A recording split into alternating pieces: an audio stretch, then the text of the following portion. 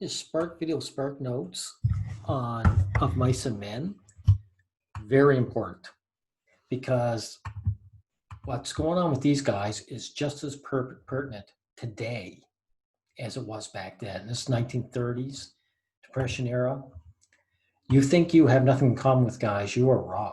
Now, listen to this. Character wants to make a connection with someone, but either fails to do so or loses the connection they have. The story centers on these two migrant workers, George Milton and Lenny Small, who travel together finding jobs at the farms around California's Salinas Valley. George and Lenny are unusual because they stick together while most migrant workers are loners. They're also unusual because they're so different from each other. George is small and shrewd, while Lenny is large and has a mental disability. George takes care of Lenny, and they have this dream of one day getting their own farm. At the beginning of the book, George and Lenny arrive at a small pond. They've been traveling all day on their way to a farm where they're going to work. Now, this is important. They're unusual in that they actually stick together. And George looks after Lenny, right? So Lenny is mentally handicapped, and George basically looks after him. And that says a lot that these migrant workers, where are they coming from? I mean, what's happened is that during this hard time, these guys, they can't be taken care of, and they get kicked out of the house, no doubt. That's what's going on. Like, these guys, do they have no parents or family? All of them, considering just how many there are? No, when all of a sudden there's no food on the table, the men get tossed out. You'll notice there's no women on riding these trains and doing these migrant work.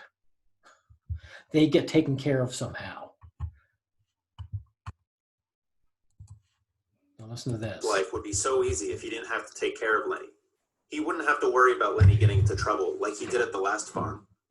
Lenny saw a girl in a red dress, and he liked the look of her dress so much that he wanted to touch it. When Lenny touched the dress, the girl screamed. Lenny panicked and grabbed hold of the dress. The girl claimed she was raped, and a mob formed to lynch Lenny. Lenny wants George to tell him again how they're... There you go. Some woman in this story claimed this poor handicapped guy, because he's a low status man. That's what it is. Women hate low status men. And she was willing to get him killed over it. So you guys now riding the bus, who don't own your own cars, the average woman on the street sees you just like women see that woman saw Lenny here. They don't want you to exist. They don't want me to exist. And if they had their way, if you're low status enough, they're willing to see you killed. I want you to know that. All these nice women out there. He says most guys who work on ranches are lonely. They have no family, nothing to look forward to, and don't belong anywhere. But he and Lenny are different. And one day, they're going to get their own place. They'll have a little house, and they can raise cows and chickens and have a vegetable patch. They'll have a rabbit hutch, too, and Lenny can look after the rabbits. When he's done, he tells Lenny that if Lenny gets into any trouble at the new ranch, he should come back to the pond and hide in the brush. Yeah, their dream, by the way, this is what really makes them unusual. Their dream is actually not to have some woman in their lives. Just get together, own a farm, and be independent and be safe. See, independence in this case means safeness for them. This is really a great story. You guys should be heeding what just been said here.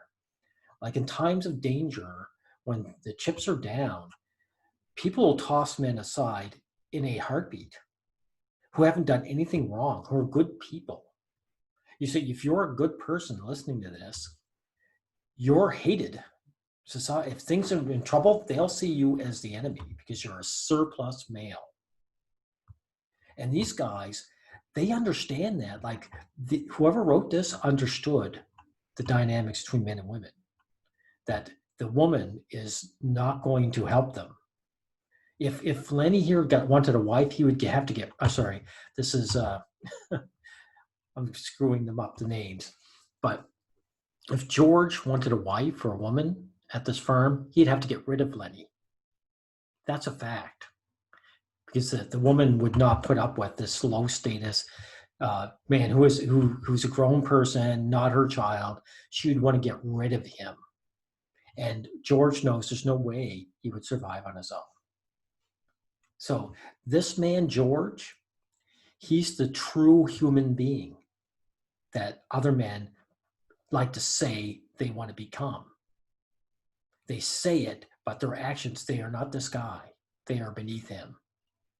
The average guy would toss their friend Lenny out.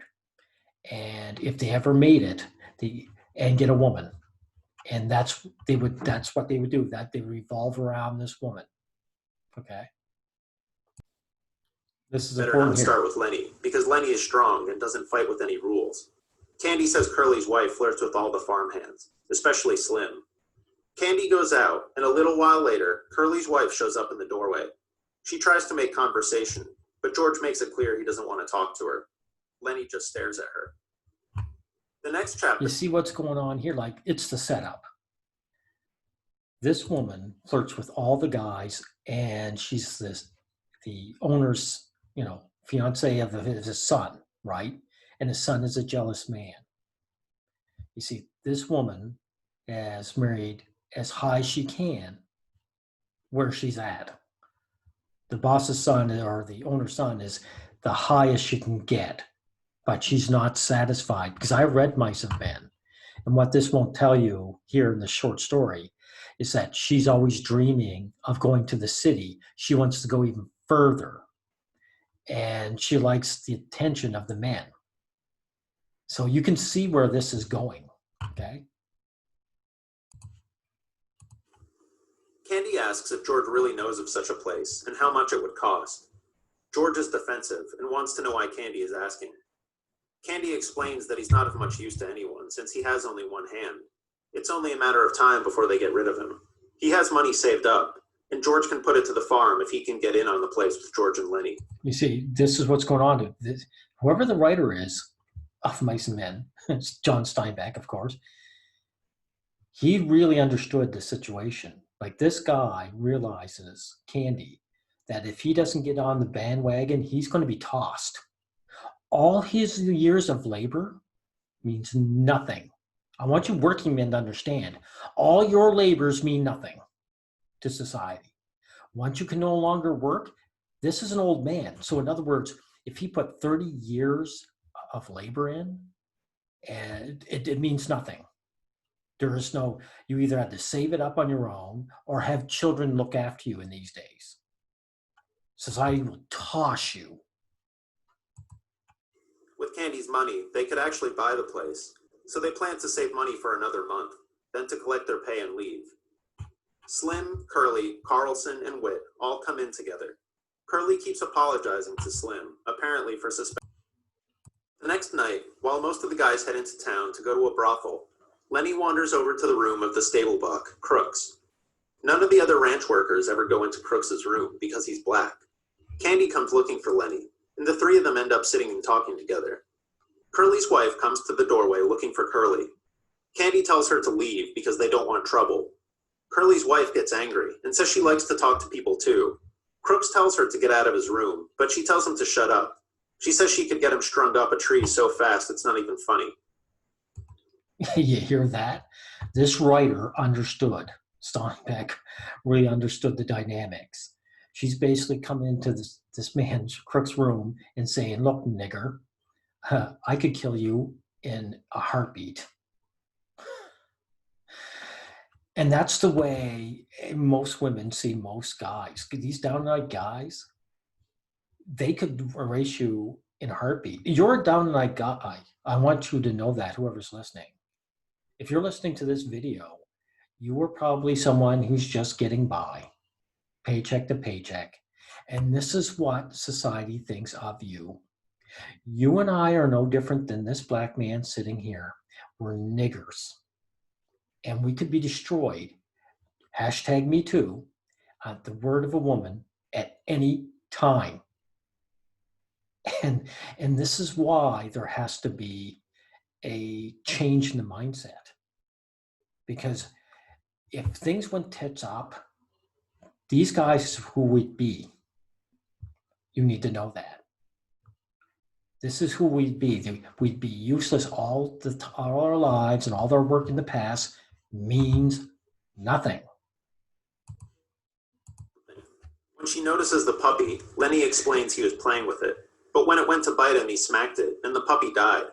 She tries to console Lenny, but he still doesn't want to talk to her because George will get mad at him, and then George won't let him tend the rabbits. He likes rabbits because he likes to touch soft things. Curly's wife says she understands, that sometimes she'll just sit and stroke her hair because it's so soft, and she invites Lenny to touch her hair. Lenny strokes her hair, but he does it too hard, and she gets mad at him. She becomes angry and jerks her head away, but Lenny panics and grabs hold of her hair. He covers her mouth to keep her from screaming, and she starts to struggle violently. He shakes her, accidentally breaking her neck. She lies still, and eventually Lenny realizes what he's done. He remembers. There you go. You knew this was going to happen. Lenny doesn't know his own strength. He's just an innocent soul, and he doesn't know to get the hell out of there without George to protect him. And now this woman's dead. And you know his goose is cooked. His goose is cooked. He sees his Aunt Clara. She says if it weren't for Lenny, George could do anything he wants, like spend his pay in a whorehouse. Then Lenny sees a giant rabbit. The rabbit tells him that George won't ever let him take care of the rabbits. It says George is going to beat him with a stick. It tells him over and over that George is going to leave him. George arrives at the pond. Lenny asks George to tell him why they're not like other guys, and George says most guys don't have any family or anyone who cares about them, but he and Lenny have each other.